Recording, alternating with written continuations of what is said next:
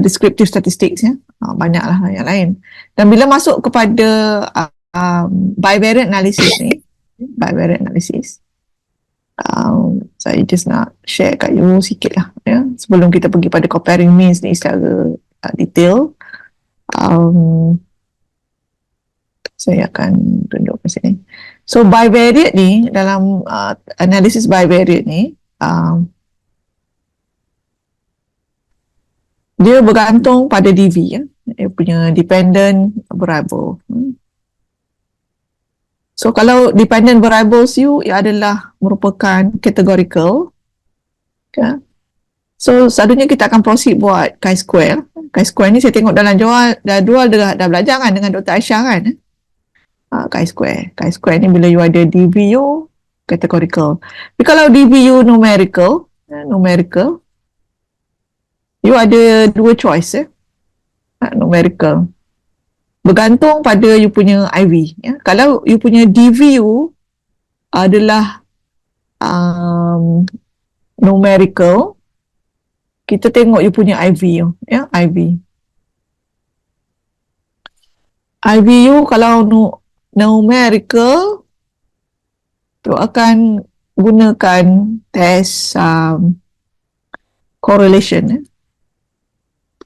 Okay. Tapi kalau macam hari ni, you ada DVU numerical, lepas tu you ada IVU adalah categorical, IV categorical, dan kategori dia ada dua ya, sahaja, dan you akan buat t-test. T-test. Okay. Ini saya buat macam ni lah, tak nak bagi confuse. Okay, so belah sini ialah dependent variables lah. Okay, numerical, kita tengok IVU. Kalau IVU numerical, buat correlation. Kalau macam hari ni, kita tengok pada keadaan yang ini. Numerical dia punya DV, tapi IV dia categorical. Alright. So, bila kita ada dua kumpulan, yang kita nak lihat ya, sama ada mean ya, antara dua kumpulan tu signifikan ke tidak. So kita akan run yang kita sebut sebagai t-test. Okay, t-test. So kenapa kita nak run t-test ni? Satu, kita nak tengok adakah mean ya dalam sampel kita tu signifikan differed ke tidak dengan reference value ya, reference value ataupun standard value ya. Nanti saya akan bincang balik lah dekat you all satu-satu.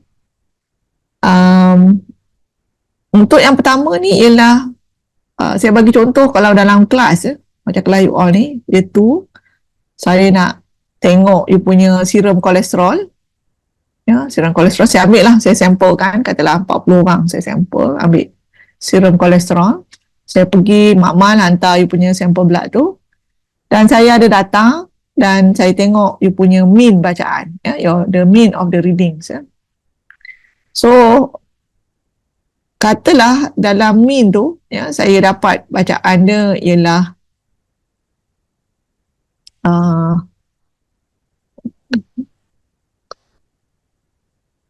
dia tak boleh ke sana pula ya. Tak boleh. Sini saya bagi contoh kolesterol. And then katalah mean bacaan dia 5.2 ya, mean bacaan dia 5.2. Saya nak tahu adakah 5.2 tu significant different ke tidak dengan bacaan untuk population your age ni dekat Malaysia. Maksudnya kita nak refer pada satu bacaan reference. Tu kita akan run satu test yang kita namakan sebagai one sample t-test ya, one sample t-test ya. Ingat untuk yang jenis yang ini kita ada satu saja kategori kumpulan, tetapi saya perkenalkan awal-awal tadi, kalau dengan t-test ni you kena ada dua kumpulan categorical tu. So satu lagi kumpulan tu apa? Satu kumpulan tu ialah reference ya, national punya reading, tak kisahlah reference mana you nak ambil, tapi ada satu bacaan yang kita akan rujuk dia ya, untuk membandingkan, to compare with our own sample Yang kedua ni, kalau you nak buat apa tu, test, you nak compare mean uh, among group dalam sampel you. Saya bagi contoh tadi, kita nak run kolesterol dalam group year 2 ni. So kita divide into 2, male dengan female students, male student dengan female student, and then we would like to look for the significant difference between mean cholesterol among male student compared to mean cholesterol among female. So we are comparing male dengan female, so totally independent kan, Grup tu tak ada kena-mengena, grup laki-laki tak asing, grup perempuan asing, dia tak ada kena-mengena, individu yang berbeza. So in that kind of situation, we are going to run independent t-test, yang second tu, independent t-test. Dan varian yang ketiga untuk t-test yang kita nak belajar petang ni ialah bila dalam kumpulan yang sama kita nak tengok changes, nak tengok changes. Saya bagi contoh, katalah dalam kelas ni serum kolesterol tu kita nak tengok bacaan selepas bulan Ramadan ni kan, after fasting month, we would like to look the impact of fasting on serum cholesterol before and after. So among medical students semua ni yang year 2 ni, I took your blood, took blood, sent to laboratory just before fasting month, so that we have baseline before, and then we like to look any changes or not after completed fasting month 1 month tu, kita hantar lagi sekali. So kita ada 2 point of time blood taken, similar individuals, Jadi kalau individu yang sama, pre and post, maksudnya grup yang samalah. Jadi di sini kita ada ini saya punya nota ni salah ni, bukan independent, ini sepatutnya dependent, two dependent group. Kira nota yang saya baiki, nanti saya akan share dengan you on, So two dependent maksudnya apa? Grup yang sama, orang yang sama, it's just that we took their blood before and after, and then compare, look for the changes. So in this kind of situation, we are going to run PET t-test, PET t-test. So boleh bezakan, variant untuk t-test ni ada 3. They are, number one sample t-test, a condition where we are going to compare our sample mean with the reference value. Yang second, when we are going to compare 2 different group in the similar samples, similar sample, the two different group, then we are going to have independent t-test. And then finally, in the same group, but it has 2 point of time data collection, pre and post. So we are going to look at one by one, and then saya akan run juga SPSS selepas ni. So yang pertama ni, kita akan tengok sama ada mean of studied variable kita tu different ataupun tidak dengan standard value, yang bila saya sebut equal ni, ni null hypothesis lah kan, null hypothesis, no significant difference, yang kita akan tengok nanti seterusnya. So dalam untuk nota ni, saya minta maaf lah, dia punya font dia tu automatic jadi macam ni bila saya convert dalam, insyaAllah saya betulkan. Okay, assumptions for one sample t-test ni ialah sample should be drawn randomly, and then the variable tu normally distributed, variables tu normally distributed. So sebelum saya proceed ni, saya nak buat ulang kaji sikit apa yang dimaksudkan dengan normal distribution. When we talk about any variables, kita kata dia normally distributed. So how do you determine whether the data, the numerical data you have normally distributed ataupun tidak? So macam mana kita nak tentukan? Siapa boleh jawab? Macam mana nak tahu data tu normally distributed ke tidak?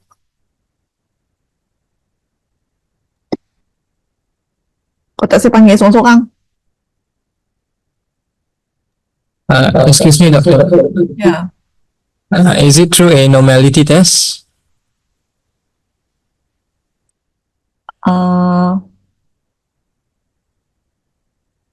Okay.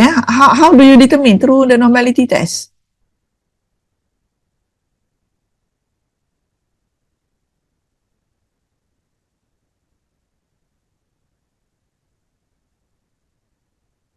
Now we talk something yang realistik. Ya, kalau you ada data, macam mana you nak tentukan data you tu normally distributed ke tidak? Memang betul lah through normality test, tapi macam mana you nak interpret? How do you determine your data normally distributed or not?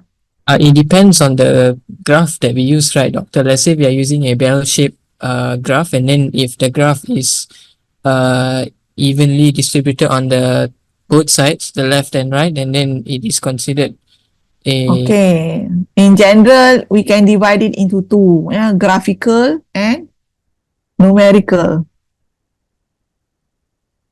Graphical and numerical.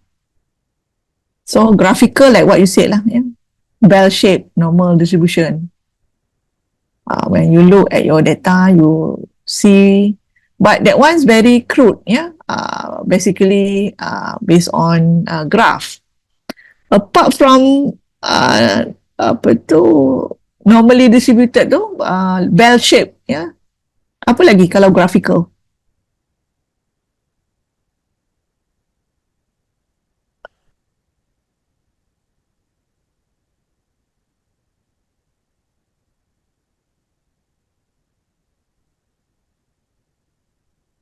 Ada belajar tak QQ plot, di trended QQ plot? Pernah dengar? Pernah. Ha? Ada? Habis tak jawab. Kenapa tak jawab? QQ plot, di trended QQ plot. Yeah. What else? Okay, kita tengok numerical pula. Macam mana nak determine kita punya variable tu normally distributed ke tidak?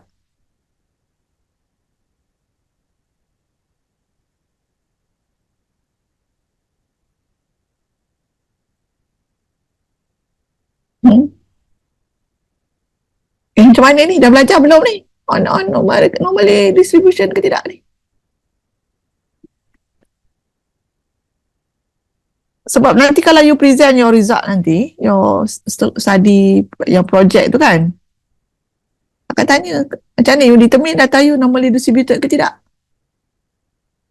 Kita guna yang Shapiro-Wilk test dengan Kolmogorov. Okay, Shapiro-Wilk dengan Kolmogorov, Seminov ya. Kita tengok. So macam mana nak interpret tu? Kita tengok dia punya p-value tu. Okay, p-value. Nak pilih berapa untuk dia normally distributed? Dia sepatutnya? 0.05. Macam mana? P? So, P? P, dia kena less than 0.05. Salah. Kita. Dia kena more than 0.05. Kalau less than 0.05, data you significantly different lah. Dengan normal distribution. Kalau less than 0.05, data you tak normal. Ya. Data you tak normal. Okay. Lagi kita nak tengok apa? Selain daripada Kolmogorov, Smirnov, Shapiro-Wilk, median dengan tu lebih kurang sama, okey, saya terima. Selain daripada tu apa? Tengok nilai.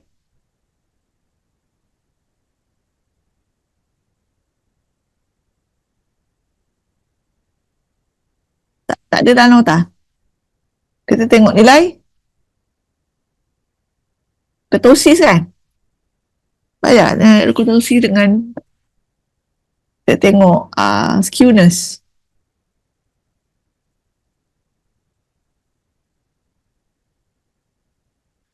Saya kalau tak dapat respon, saya tak nak proceed ajar UT test. Ya, boleh ke? Ya.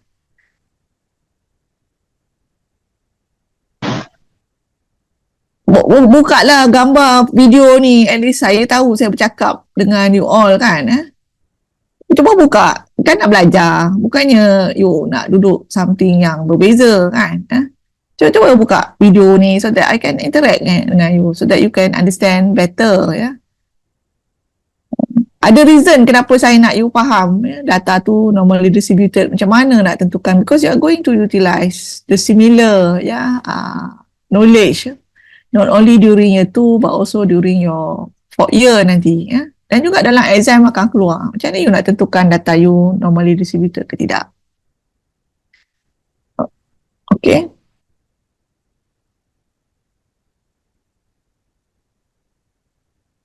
ke saya nak kena panggil seorang-seorang? Ya.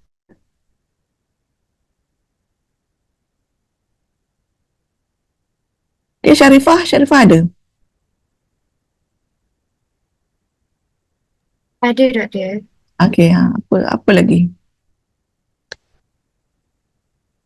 Ciri-ciri untuk tentukan data tu normal distributed ke tidak?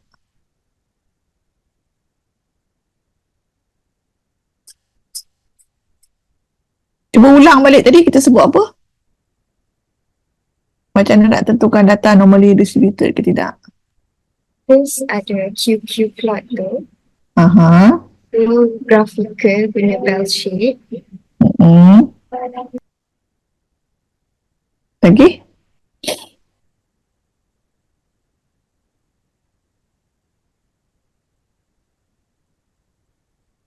Tak apalah, awak cari sendirilah. Nanti kalau keluar dalam apa tu professional exam tu, pandai-pandai lah jawab ya. Saya cuba nak ni kan, tak ada yang nak ni. Belajar kena sungguh-sungguh lah. Okay.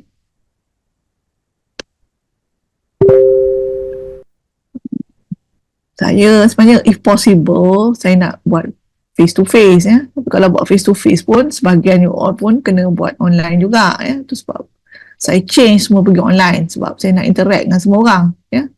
Tapi you all tak nak ni ya. Tak apalah. Okay, in one sample t-test, what you have to do is you have to determine your DV.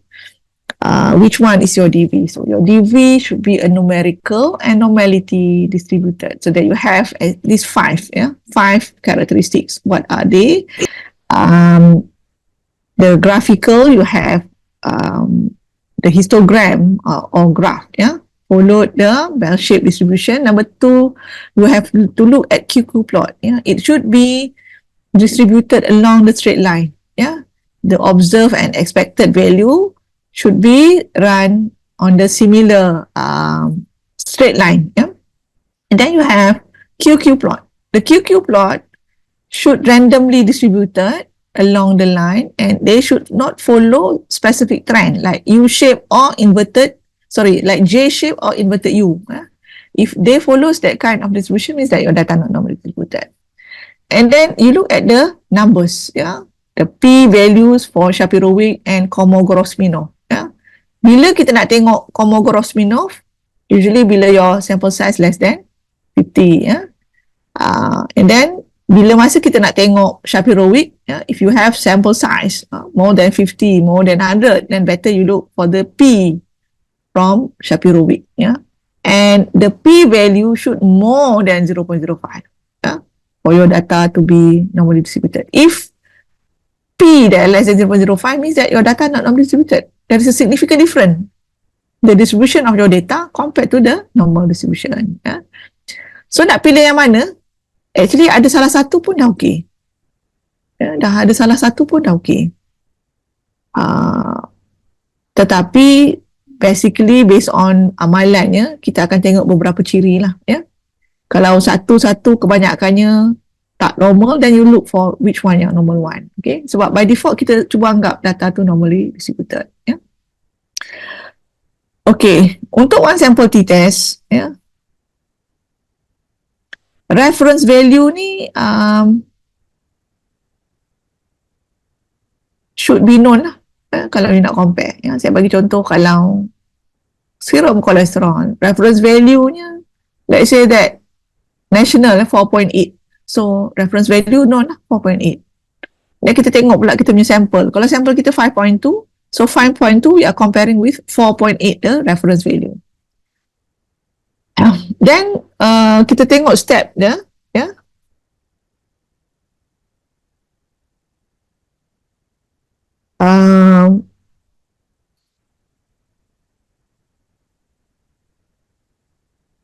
how do we determine for the run of the statistical test? These are the 6 steps. 6 steps. Yang ini tak payah masuk dalam punya thesis, tetapi for the exercise means that before you proceed to run for the test, you have to look at your objective. Tengok objective, then look at the hypothesis. and you have to determine what is the reference value. So when we look at the statistic, the objective, saya bagi contoh, we are going to determine significant mean difference of serum cholesterol compared to national value. So kalau ada dia punya objektif macam tu, then you can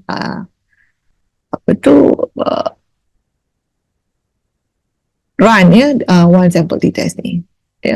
So number 2 tu basically once kita dah tahu DV and then what is the research objective, then we can decide the test statistic. Maksudnya now we are going to run one sample t-test. One sample t-test ada its own test statistics lah, dia punya formulanya.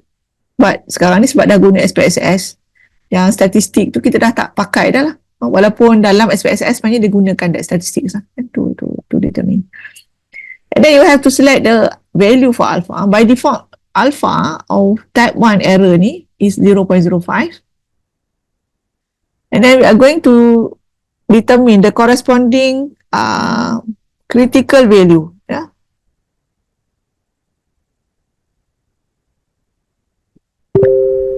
Okay, I'll give an example, t-test, if we already determine alpha is 0.05, so kita kena determine apa dia punya critical values. Because basically based on critical value ni, we are going to compare with the calculation that we perform in step 5. So, dulu we are going to refer to table, but now SPSS will provide the result for us. So basically 6 steps sebenarnya banyak kita shortcut lah. Dah shortcut. Yang penting ialah the first 2 step ni. State the hypothesis, whatever, and then apa test yang nak gunakan. And then finally, once you have run the calculation, we have to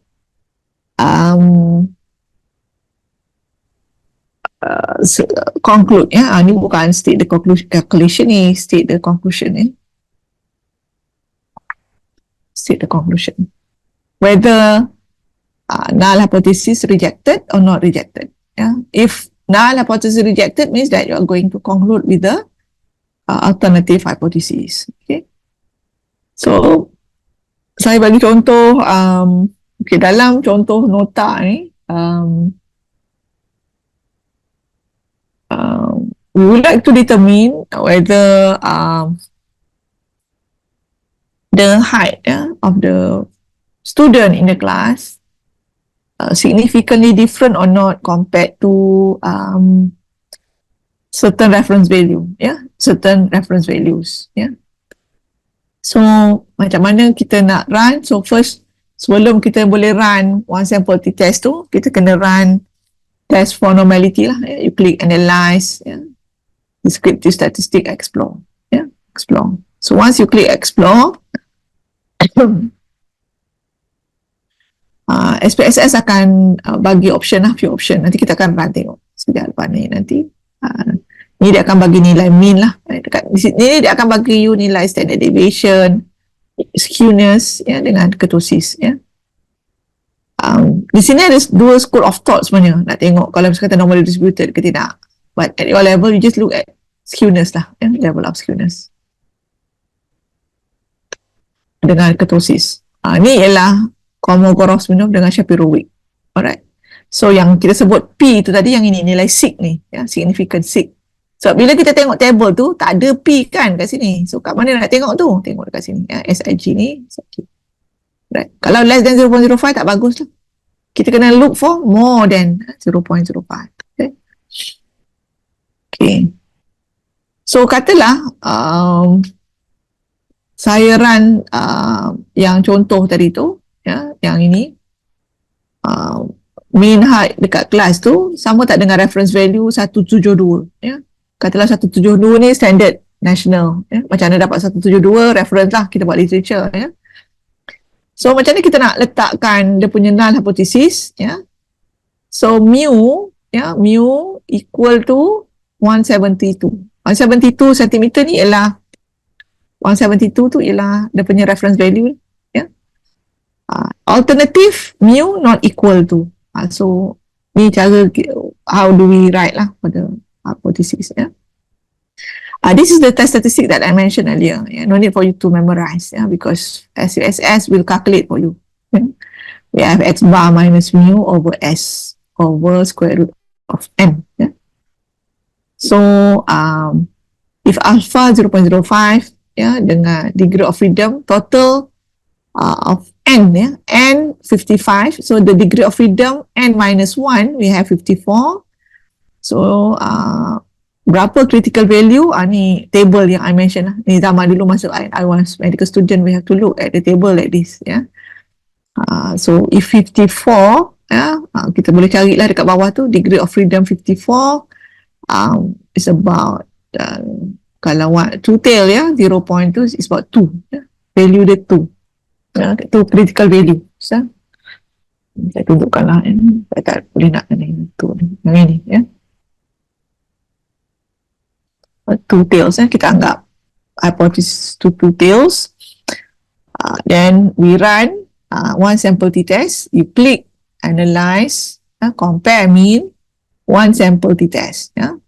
Analyze, compare mean, one sample t-test. Once we assume data normally distributed, you can proceed with this kind of test. And then you put the variable in the box here. Ada option nanti dekat sini, test value. So the test value ni you akan ambil the reference value. Depend on your literature. So if literature saying like this one, 1.72, then you put that 1.72. Then you click OK. Once you click OK, SPSS will run for you and provide the results, whether significant different or not. Yeah. Here you are looking at these two tables. One is one sample statistics. You look for the descriptive. So this is descriptive. This is the value for your sample, 1.58. Yeah, 1.58 comparing with 1.72. Significantly different or not? So it is being reflected, in this result. Yeah, this one less than 0.1. So that we reject null hypothesis. Yeah? There is a significant difference. Okay. And so ini if we want to run manually lah. Yeah. To run normally. So how do we conclude? Depends on p-value. Yeah, depends on p-value. Previously we looked at critical values. Critical values. This one. Because the critical value 2, then we are going to compare with the calculated one. Yeah, but here the calculated one, I did not perform this one, but more than 2 here. Yeah, more than 2. You'll see that the calculated T here, the result we inverse with the p-value. But not to make you confused, for SPSS, they look at the p-value. Yeah? Just look at the p-value. P-value, if less than 0.05, we are going to reject the null hypothesis. Yeah? We are going to reject null hypothesis. Okay, now I'm going to show you the SPSS. Yeah? How do we run in SPSS?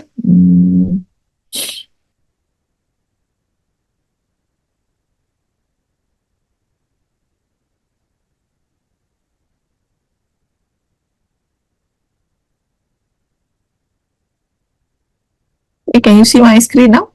Yeah. So I share this data.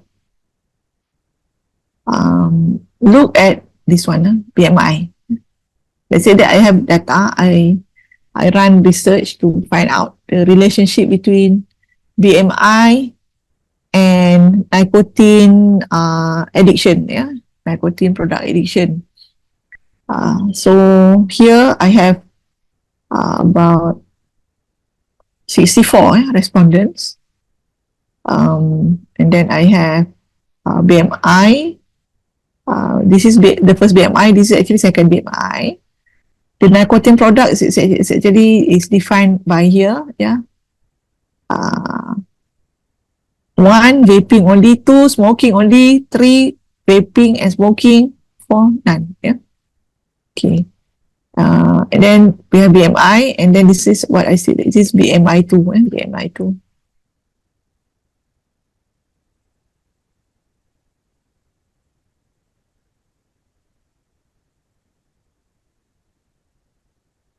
Okay, so here, so numeric. This one, SPSS, I just want to share with you. make sure this one always numeric, even though your data categorical, like this one, nicotine product, even though it is categorical like this, nominal, but here still numeric. Please do not change to string, what the else, or else it cannot analyze. The data to cannot be analyzed.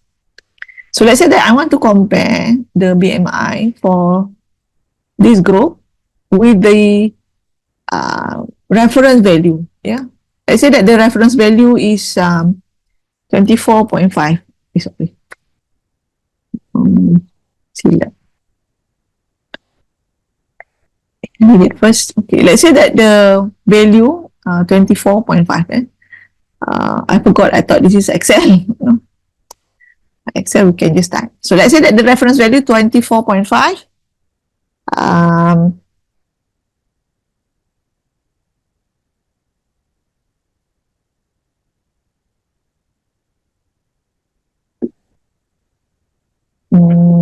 Sekejap.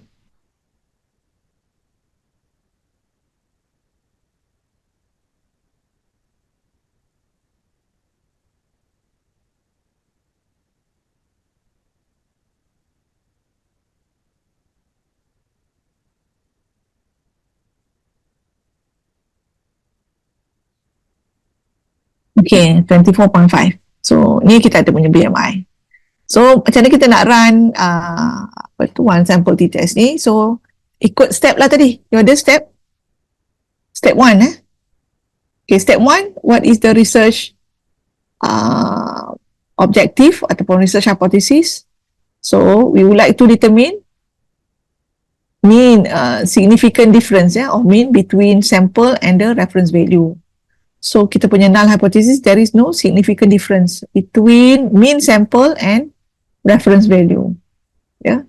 Kalau alternative, there is a significant mean difference between sample and the reference value. So, step 2, kita akan determine test. So, kita dah tahu one sample t-test lah because kita ada one reference value kat situ. Since kita guna Spss, yang step 3, step 4, kita skip ya. By default memang dekat 0.05. Bila 1.0.05 SPSS akan determine berapa critical value untuk kita. It's just that sekarang ni bila you nak run one sample t-test ni, you kena run dulu normality test ya, nak make sure data kita normal ke tidak. So kita klik analyze ya, descriptive, explore. Yeah. Then you click explore. Kita ada BMI kat situ ya. BMI sajalah. Tak payahlah yang lain. Sebab macam nikotin tak is not numerical ya. Only BMI ya. And then you click statistics. Okay, tak ada apa. Plots here which you have to click here, normality plot with test ya. This one, I usually click histogram. Then click continue. What in options? Okay. Okay. So once you did that, you just click OK. Okay.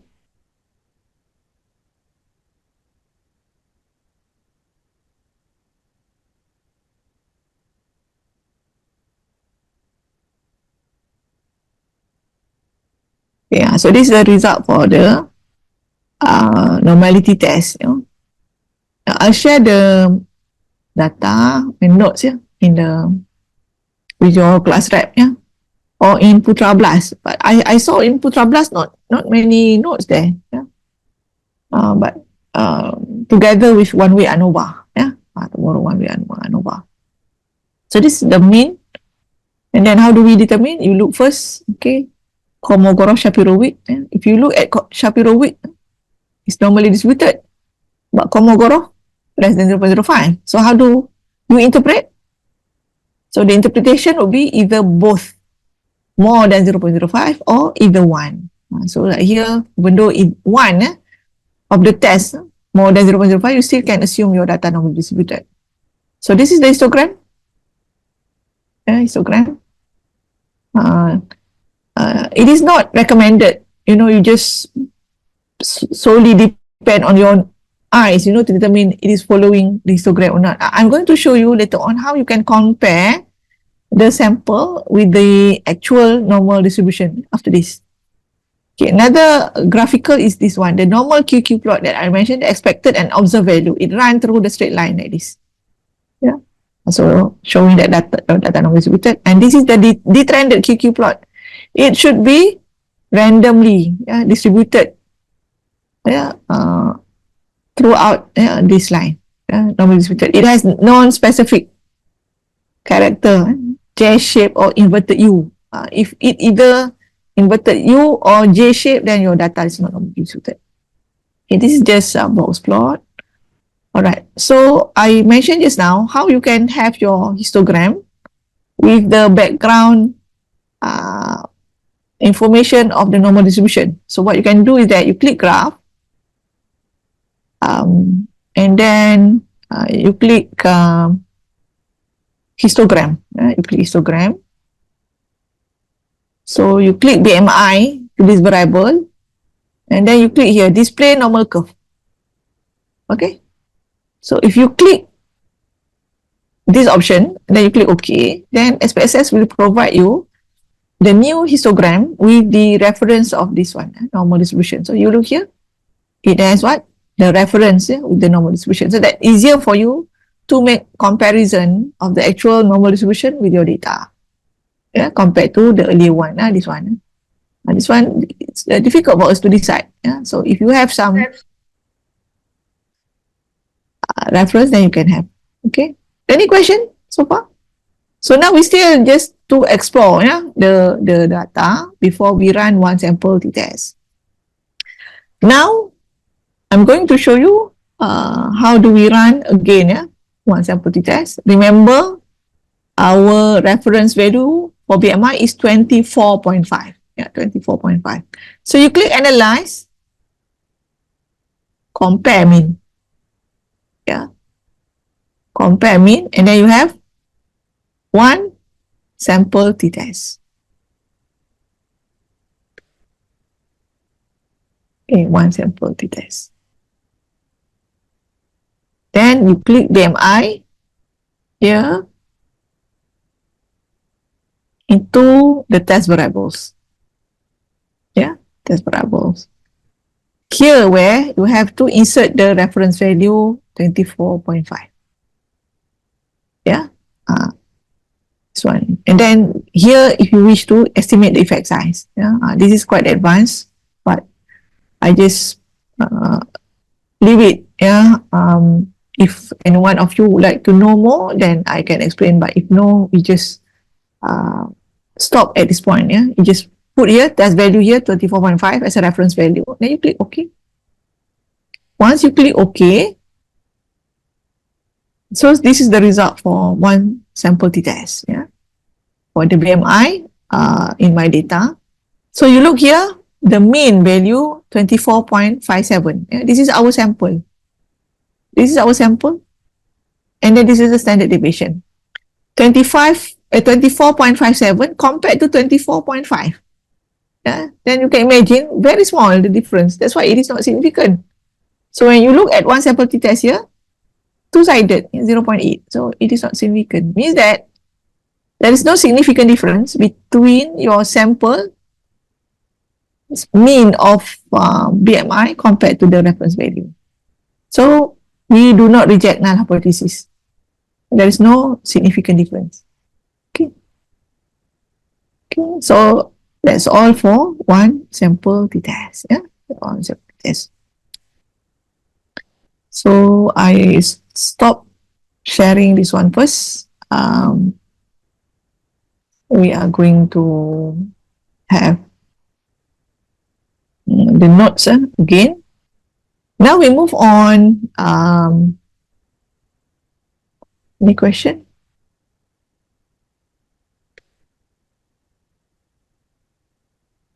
Yang significant tu saya tak faham. TK ni apa? Doktor cuba tengok yang data tadi doktor tunjuk tu, yang significant tu. Yang mana? Yang Yang baru t-test? tadi, dekat SPSS tadi. Yang t-test ke yang T-test.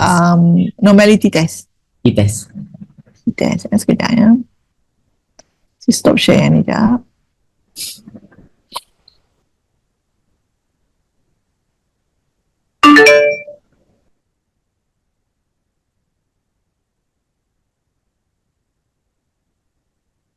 Okay ni. Yang bawah sikit tadi. Ya, sorry. Tengok standard deviation semua tadi.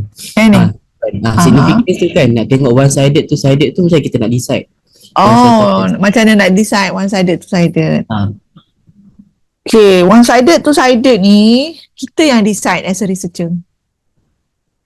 Kita yang decide. Tapi one-sided dengan two-sided ni, tengok pada nature of kita punya objektif. Dan juga apa yang kita nak buktikan lah, what we are going to prove.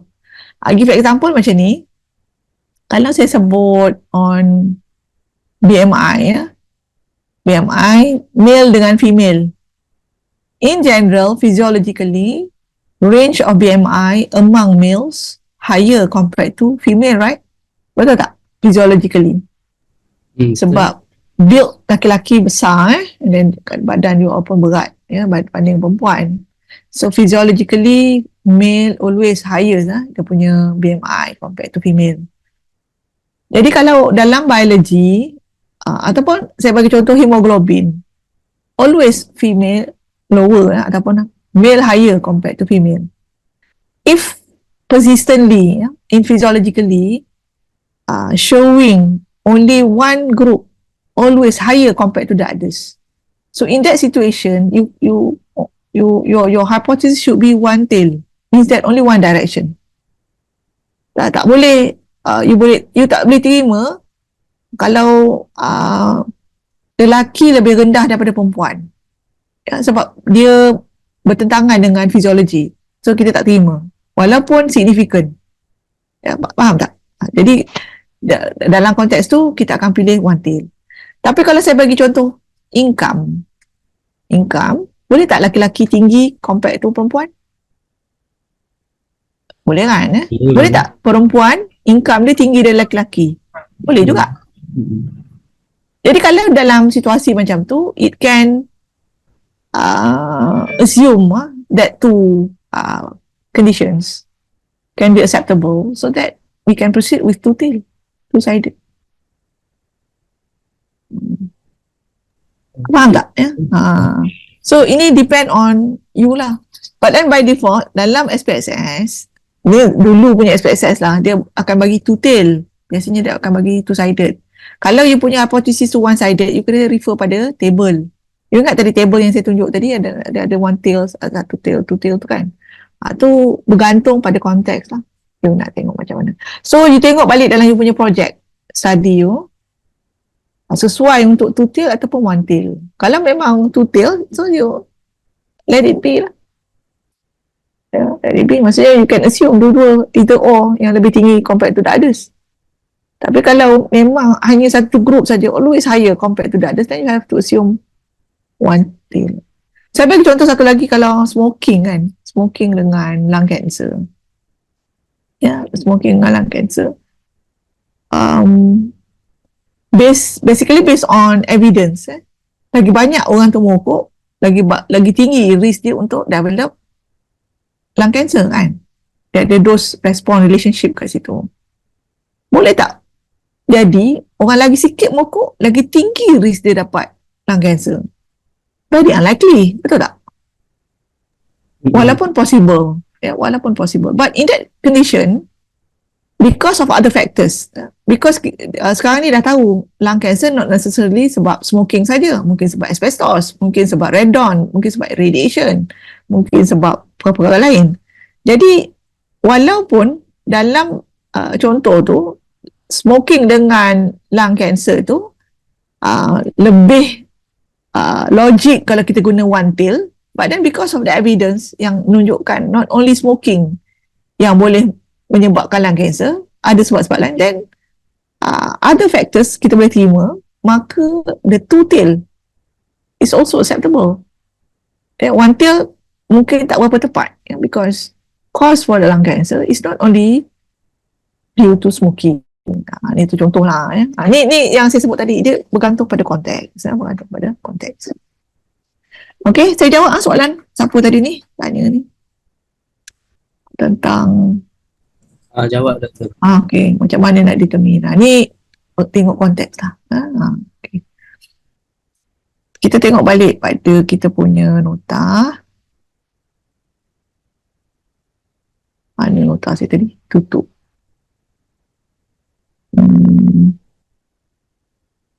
Okay, ini nota kita dah habis one sample, and then kita pergi pula pada independent group. Ini yang kita sebut sebagai independent t-test, independent t-test. So in the independent t-test ni, dia berbeza dengan yang pertama tadi. This is the second one. Bila you ada dua kumpulan dalam sampel you tu, you nak compare whether significant different ke tidak dia punya bacaan any variables of interest. I give example just now, cholesterol. We are comparing between male and female students.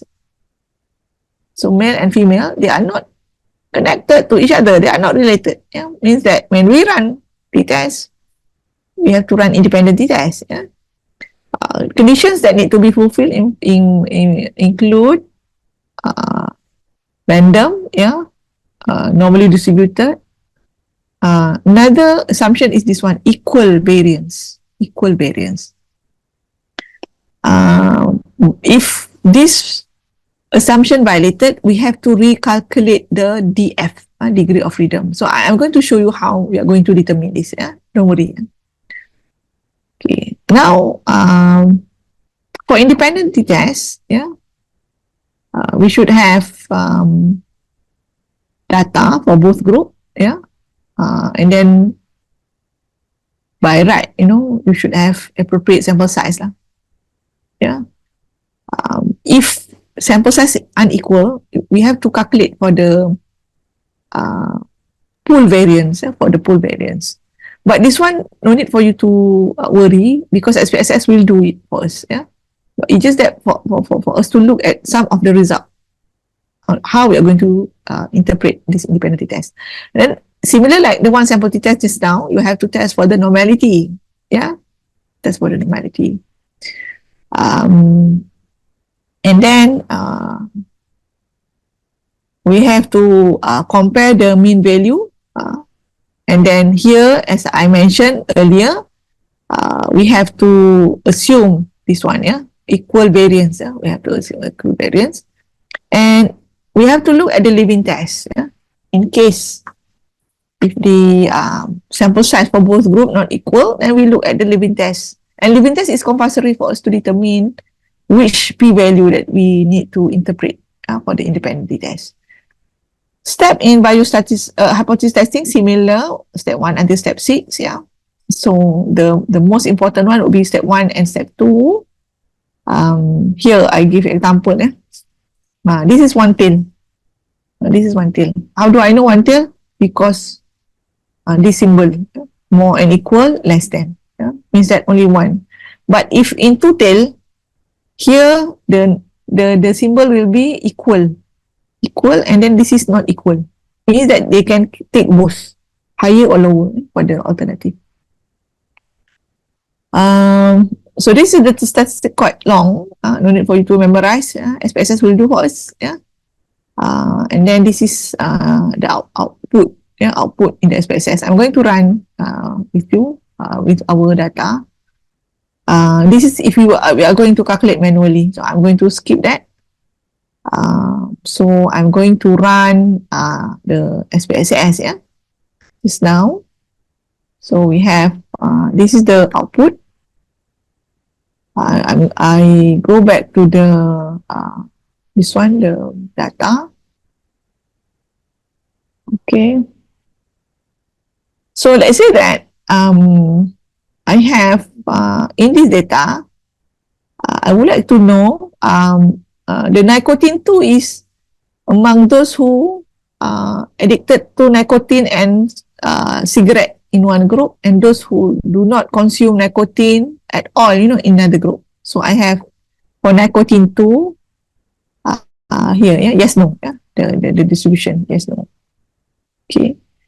So I would like to determine whether there is a significant mean difference of BMI among nicotine addictor compared to those who do not consume or do not addicted to nicotine. So whether it has significant difference or not. So that the objective will be to determine mean significant difference of BMI among nicotine addicted group compared to those non-addicted group. And then when we look for the null hypothesis, there is a mean significant difference. There is no significant difference between two groups. Alternative, there is a significant difference. So how do we run? So similar like what we did in one sample t-test, you have to run the normality test. Yeah, you have to run the normality test.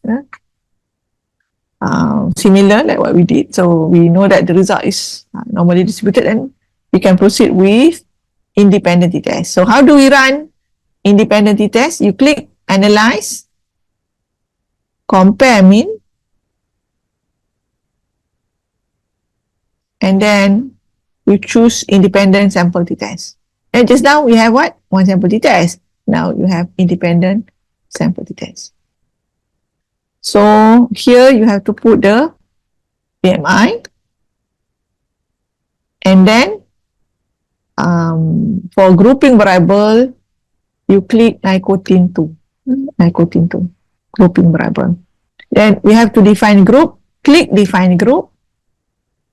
Group 1 for 1, group 2 for 2. Yeah. And then you just continue. Yeah. And then you click OK. Now very simple, t-test. But to interpret, it has a longer interpretation. Yeah. Number one, you have to look at the mean BMI for those who are addicted to nicotine. Yeah, 24, lower compared to those who do not consume or addicted to nicotine. Yeah. And then we look here in the independent sample t-test, which one that we should refer in order for us to interpret the findings. Upper value or lower value. Means that we have two rows here. The first one equals variance assumed, and then the second one equal variance not assumed. So before we proceed to interpret the t-test, you have to interpret the leaving test first. Where is leaving test? Leaving test is here. Leaving test. Leaving test for equality of variance. So you look here only for the first two column. Yeah, F 2.553, the P more than 0.05. Okay, listen, the interpretation like this for the leaving test.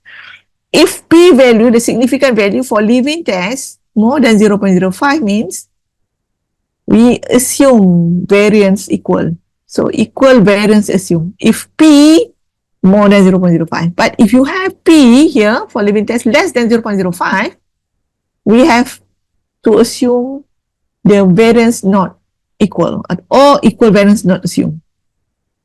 Okay. So in this example, we have more than 0.05. Yeah? Here significant value is 0.115. Means that more than 0.05, so we can assume variance equal. Once we assume variance equal, the next step, when we are going to interpret independent sample t-test, we are going to report here. Depending on your hypothesis, one tail or two tail. Let's say that in this example, we have, we decide, it to be, let's say, two tail. So you are going to report here. In this example, we have no issues because for both one-sided, two-sided, almost the same, the findings. But in another situation, you may encounter where when one-sided significant, two-sided not significant. So which one that you have to choose? So you have to go back to your own research hypothesis, whether it is unidirectional or both direction, or one tail or two tail. Okay. So in this example, there is no significant. There is no significant difference between nicotine consumed or nicotine addicted compared to non-nicotine addicted. Significant means that orang yang tak ambil nikotin ni dia badan dia besar-besar sikit mungkin sebab dia banyak makan lah kot. Orang yang ambil nikotin ni mungkin dia makan sikit sebab dia banyak consume produk. Tapi tak berapa bagus lah sebab intervention dia nikotin ni akan menyebabkan penyakit lain pula. So the interpretation tu kena hati-hati lah. Tak semestinya bila signifikan statistik tu bagus. You kena tengok pula dia punya apa faktor-faktor tu. Particularly from health point of view. Okay, ada soalan tak on independent t-test? Independent t-test? Ada soalan? Tak ada soalan, saya proceed dengan the next one, PET t-test ya.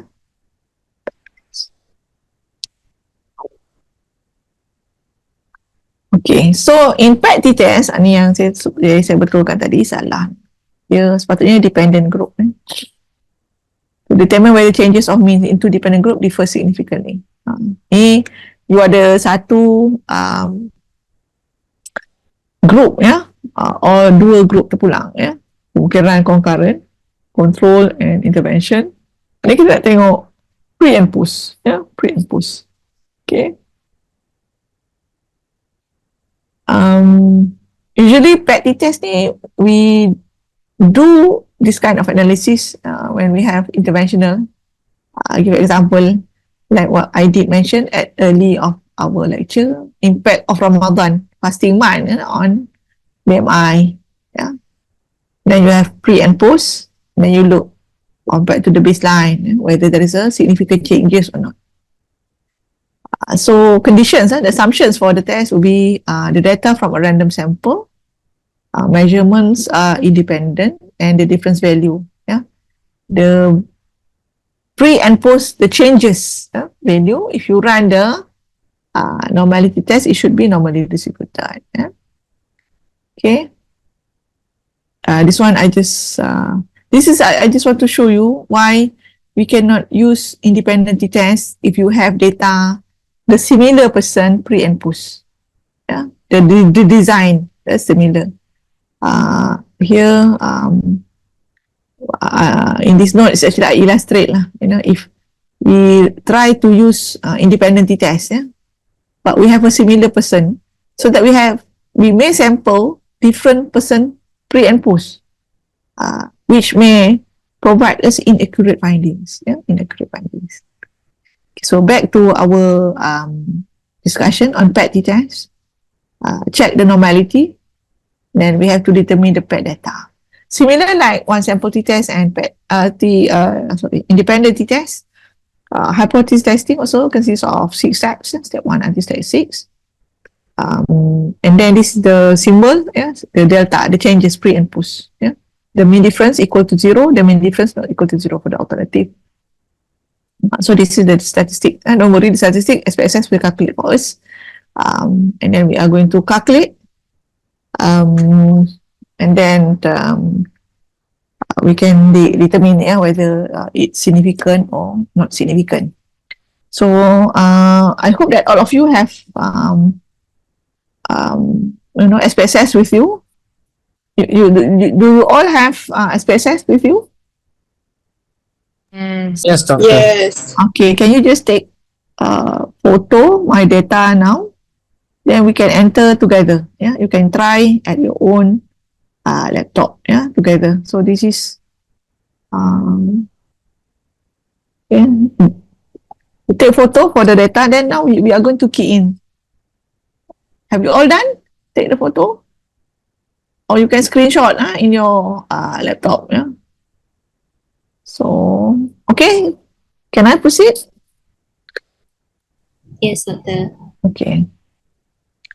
Okay, now I have this one. So let's say that I create the new data.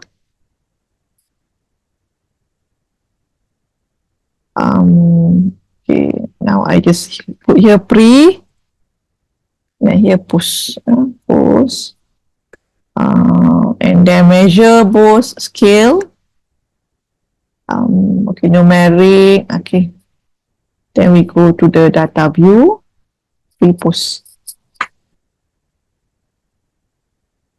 Let us fill up, yeah, before and after. This is mean what mean oxygen pressure, yeah, MAP. Among patients, yeah, we would like to know whether there is a significant difference, yeah, before and after the treatment. 370, 59, 3, 4, 4,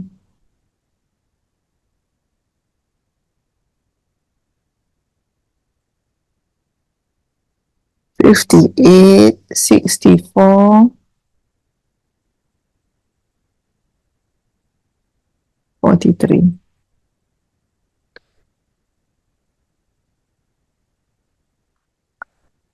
Kedua, 66, 65, 62, 74, 77, 68, and then we have 59, yeah, 59.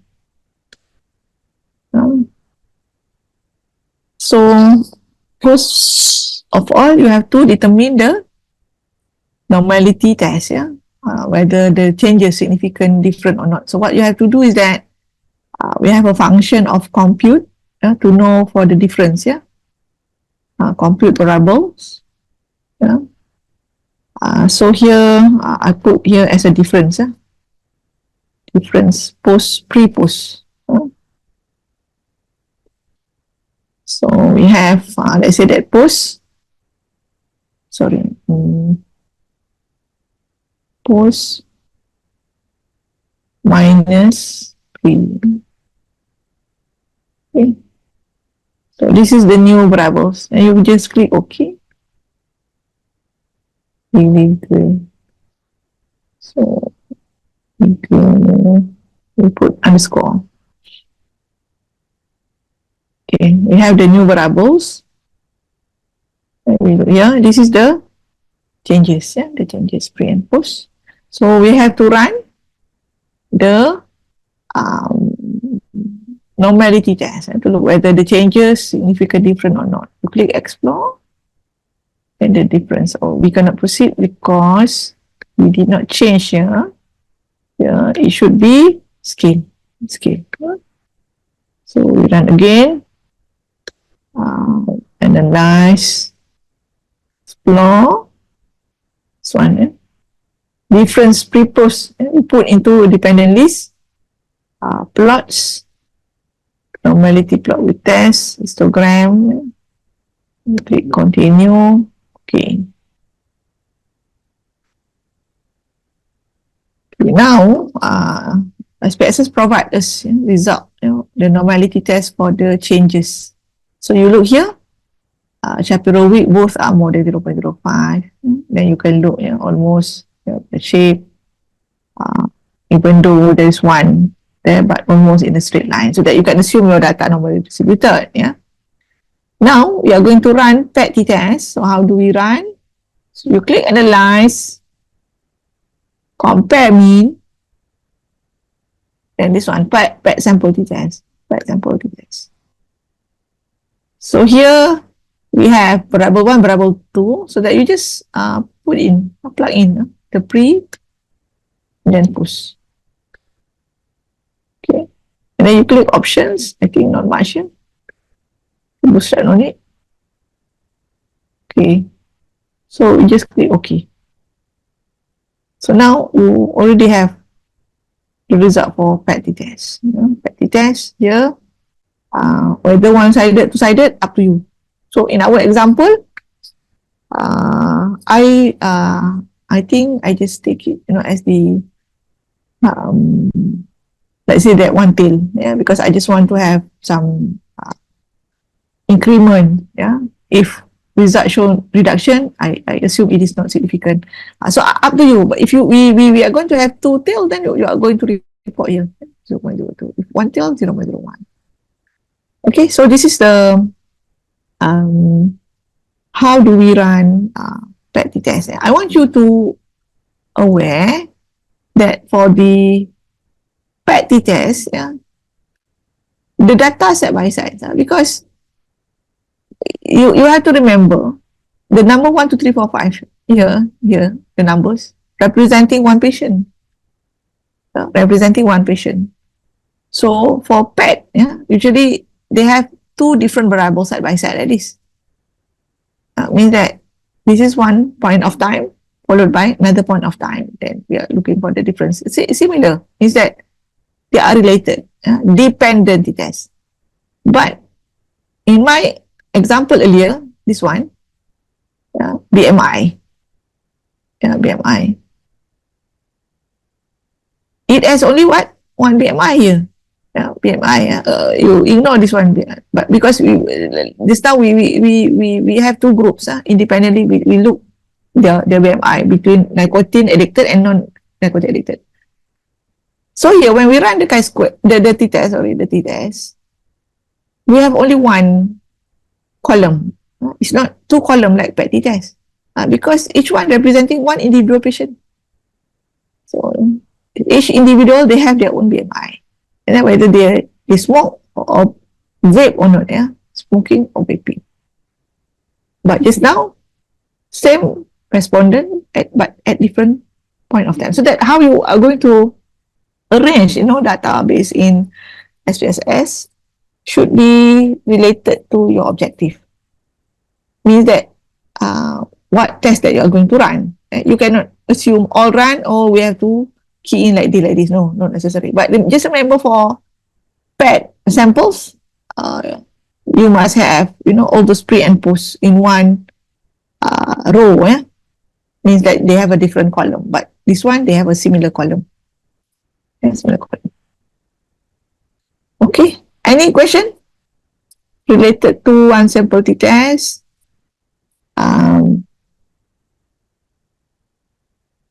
Independent t-test and dependent t-test. So tomorrow, inshallah, we are going to study on one-way ANOVA.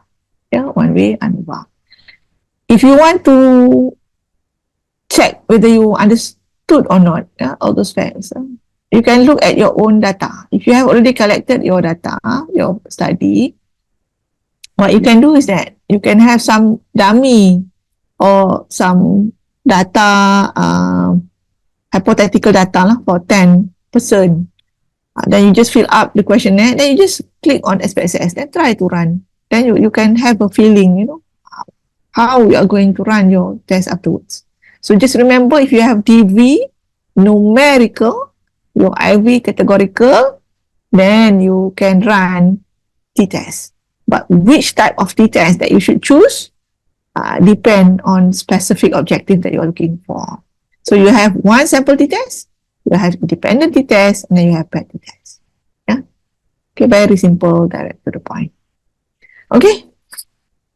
Tomorrow, I can repeat again for the t-test, but tomorrow we are going to run only for one-way ANOVA. One-way ANOVA similar to independent t-test, but instead of two group only in t-test, we look just now, only two group, but for one-way ANOVA, you have more than two group. So at least three. So how do we, proceed with the analysis if we have more than two groups? We are going to share tomorrow. Okay. Tomorrow, most likely, I'll be in the lab. So perhaps some of you who are available, you can come to the lab. But still, the rest, can follow through online. All right. Now, if you don't have questions, because I have received many emails related to your project, study. Some of you been given feedback, from the JKE related to some of the corrections that you have to do.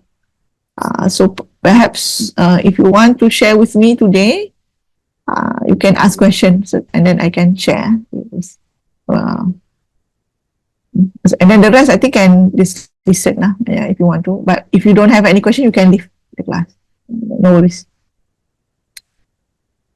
Okay, I open the question. Doctor, can you hear me? Yes. I'm from group 7. I have a few questions. Let's say if in my study, we will be involving children from 2 till 12 years old, and also teenagers 13 till 18 years old. So for the children from 2 till 12 years old, we will be asking their parents to answer the questionnaire. But for the teenagers 13 till 18 years old, they will be answering the questionnaire on their own. So the comment I got was, they asked me to give me the average number of my sampling population, parents of children / teenagers with or without the allergy attending the clinic, to indicate the calculated sample size is appropriate and feasible to collect. Do they mean that I need to state the sample size, like how many from the children 2 to 12 years old and how many teenagers 13 till 18 years old? And then among the children, I must state how many with allergy and how many without allergy. Is it, doctor? The issue is you yourself make the study design complicated. Oh, because Okay, your study design among children, isn't it? yes. So how do you define children? Is it related to pediatric ward or less than 18? Related children for us is 2 until 18 years old. 2 until 18 years old. Yeah. Okay, 2 until 18 years old. So your design is what? Cross-sectional, right? Yes, cross-sectional, doctor.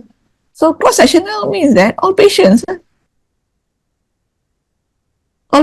that you met them at the clinic, the one that you do not know yet what is the diagnosis. So once you already identified the subject, then you ask them whether they have history of allergy or not. Yeah. That means It is not related to how you are going to ask patient whether through their parents or whether they can answer themselves. That is technical issues. But now your design, because I noticed in your design you segregate the group. Why? If we a study for cross-sectional, okay, we go back to the study design. What do you understand by cross-sectional?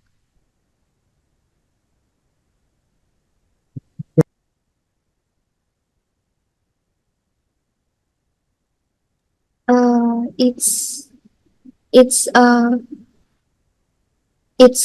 you open your video? okay. Open your video. Unless you have a poor internet, then you can off lah. Okay.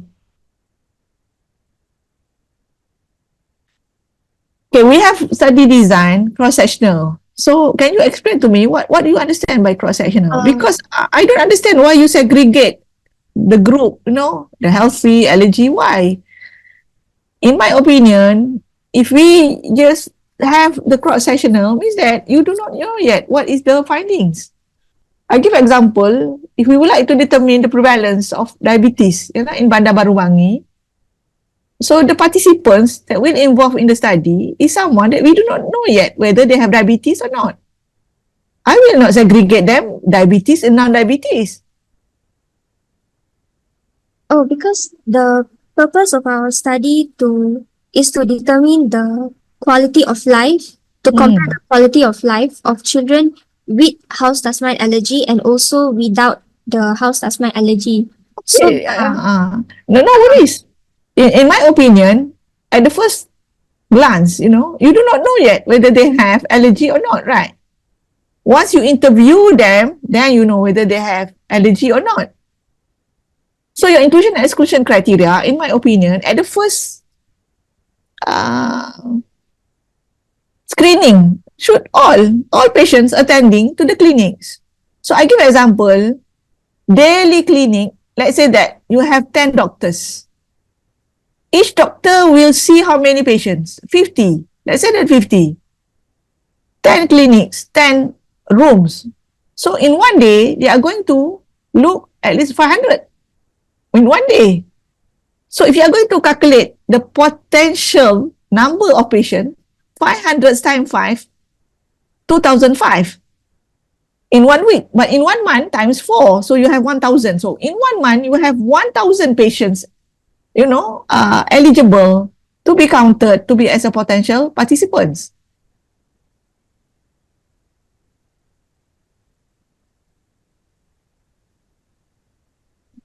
The issue is when you segregate from the beginning. That's why it becomes difficult. No need to segregate.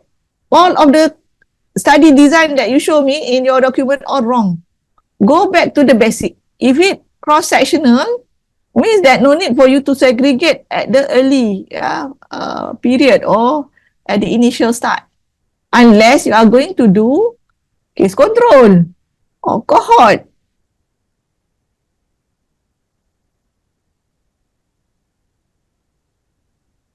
Okay. You understand not? I got confused because JKE further elaborated by asking how many of them will be with allergy and how many will No, be. because you look back at your table. That's why they ask you. If you do not provide as such, you clear about the cross-sectional, they will not ask you the specific numbers. So I ask you again, when you want to know about this one, patient coming to the clinic, do you know their diagnosis? Whether they have an allergy or not, you do not know. Then your study is cross-sectional, right? Yes, doctor. If cross-sectional, you just can have any children attending clinic as someone that have potential to become your respondent. Once you interview them, then you can divide them whether they are allergy or not allergy after the analysis. That means, doctor, my group should also modify our inclusion criteria. Yes, inclusion criteria. You should not already mention patient with allergy one group, patient without allergy second group. That is not cross-sectional. Please go back to your supervisory committee. I'm not the one who run the study, but you should clear what is cross-sectional. Yeah.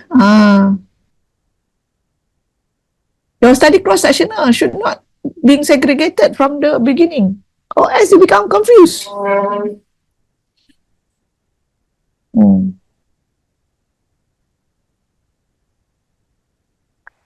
Okay. Next question. That's all from my group, doctor. Thank you, doctor. And I think another student gave me also other document, very detailed. I would like to apologize to you. I have very much limited time to read details. And then some of you invite me to be the co-supervisor. It is not, I put it simply, but I think if you want me to be your co-supervisor, your supervisor should invite me, not the student. But if your supervisor feel that they eligible enough, can supervise you, so I don't want to intermingle in the research. So I would like to apologize. I cannot fulfill some of the invitation, but you can ask me the question. But I try to make it simpler so that it can be shared. Don't worry with my voice, Lati. I'm not scolding you. No, I never meant so.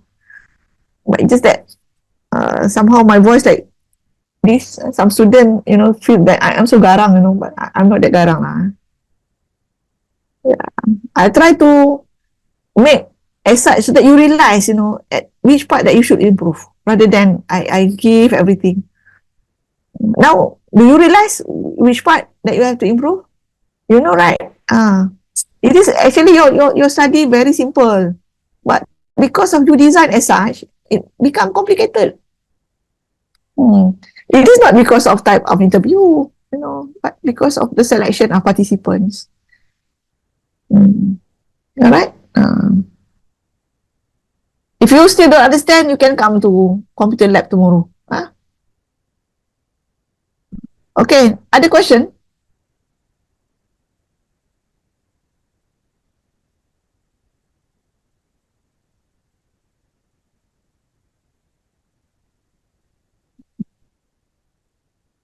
If you have no question, then we can just call off the day.